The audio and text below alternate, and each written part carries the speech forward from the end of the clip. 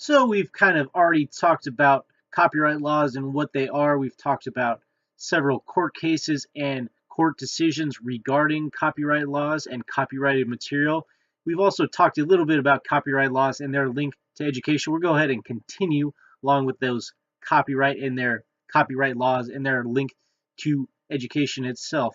So, talking about copyright laws, it is very kind of convoluted to say the least. It's very confusing at certain times, as the litigation, the legislation is very cut and dry, as we stated, but oftentimes the decisions are based upon the court's interpretation of that Copyright Law Act and the Fair Use Law Act. So it's oftentimes difficult to find out how or what we can use in the classroom, what copyrighted materials under this Fair Use Act. So many attempts have been made to help streamline this process throughout the years, this idea or this process of using copyrighted materials for educational purposes.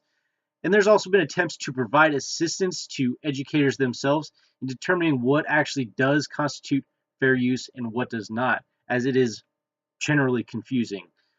So the U.S. Copyright Office itself actually has provided educators in the past with a text titled "The Reproduction of Copyrighted Works by Educators and Librarians" in an effort to help clarify what materials are in fact copyrighted, and then also, once we identified these copyrighted materials, which exactly materials can be accessed or used through the Fair Use Act.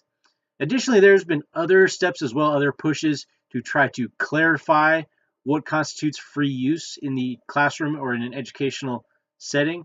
To go along with this, around the turn of the century, the Digital Millennium Act in 2000 or 1998 was put forward in an attempt to push for better regulations and information regarding digital media and fair use, not only in education, but in general as well.